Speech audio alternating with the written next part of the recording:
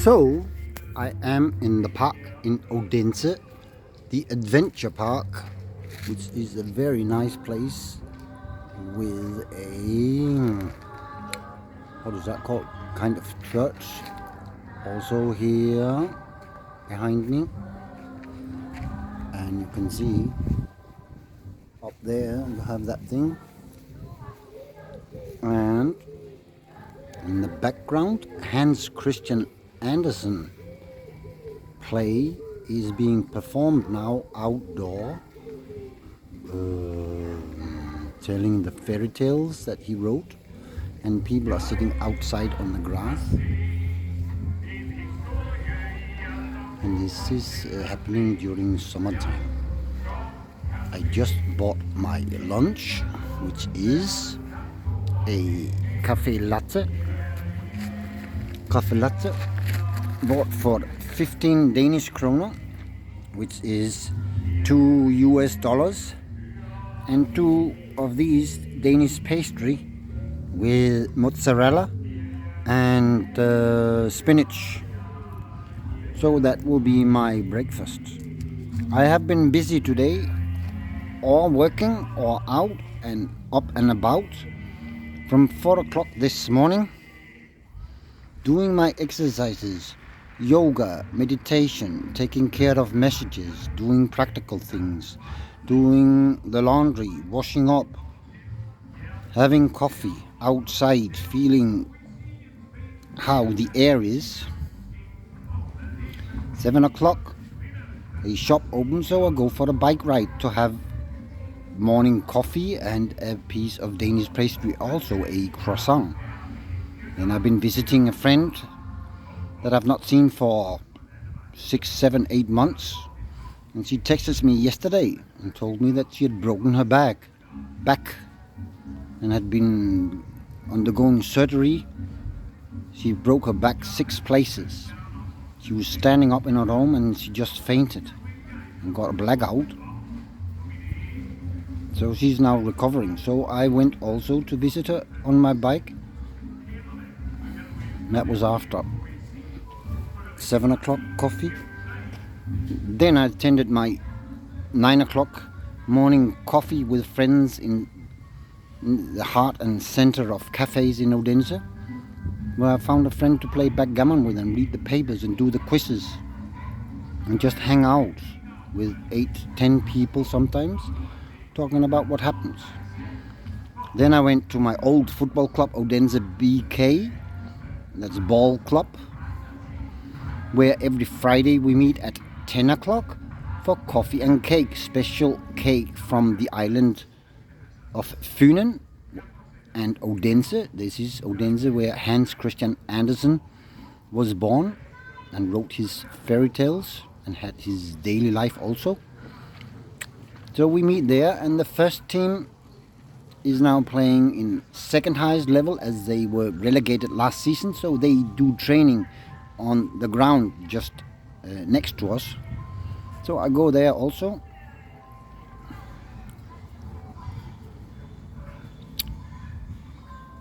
Then I go back home to charge battery and check up if there's anything I need to do on my laptop, or get a cup of hot chocolate on my own terrace, as this would be much cheaper than buying. These 2 rolls are one for $2 and 2 for what is that, $3.75. So there's a bit of discount when you buy 2. It's actually very cheap, because salaries in Denmark and in the West are much, much higher than in other countries where you have different climate, temperatures, and daily life and routines. So we need to make a lot of money because we have high rent and high prices compared to yours. So this is my lunch. I sit down and relax, and I meditate. I sit with legs crossed and keep quiet and do stretch and body stretch and posture when sitting and meditating is important so one can relax in the mind, in the body, and come to peace and rest of mind.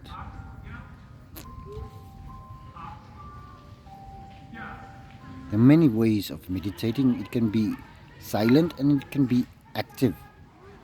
When you start on your spiritual journey, one thing that is a mark or sign of is that you start reflecting about who you are, what you say, what you do, your actions you do, and you want to correct them.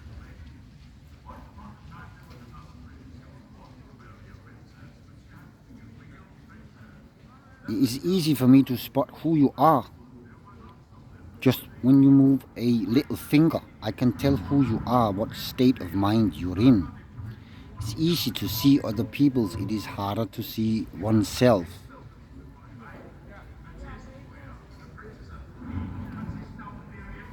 So, this is 6 minutes and 13 seconds gone. This is round 1.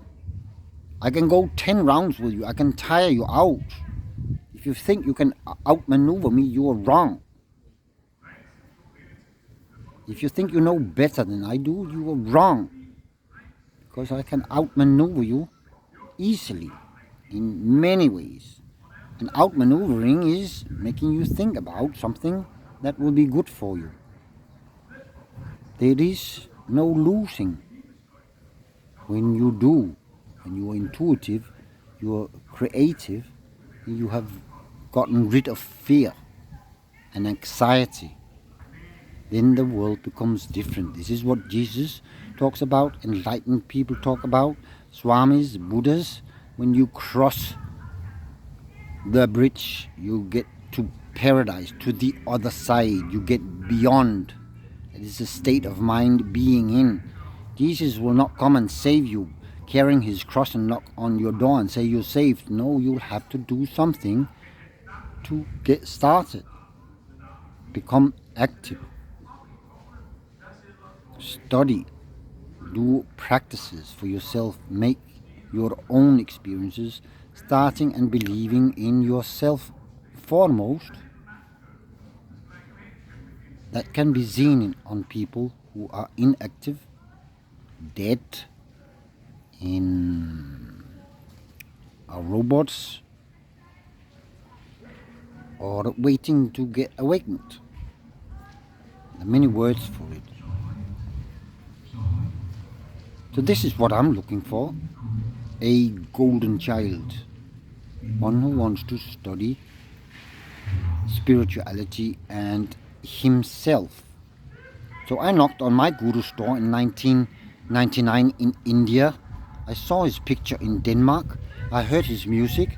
And I thought to myself, I want to see this man. So I packed my bag, got my visa and knocked on his door 2 days after. I was not asking him for money for my journey. I just wanted to see him. What kind of guy was he? So it becomes a pilgrimage, that first journey, without me knowing it is a pilgrimage. It was just pure curiosity and interest that took me to India. I've traveled to India now for 8 times, maybe 9. Longest trip was 56 days. And when you enter the ashram of a guru, you get half. You're stressed, you get half stressed. If you're happy, you become double as happy, and you feel at home when you enter this place. So I've followed him, and I'm a devotee of him since then. And when I think of him, it's all good what he tells me, and I understand sometimes straight away. Sometimes it takes 5 years. Sometimes it takes 20 years and 30 years before I fully understand what he told me when I knocked on his door first time. That is just the journey. So, all have a good day before my lunch gets not so warm.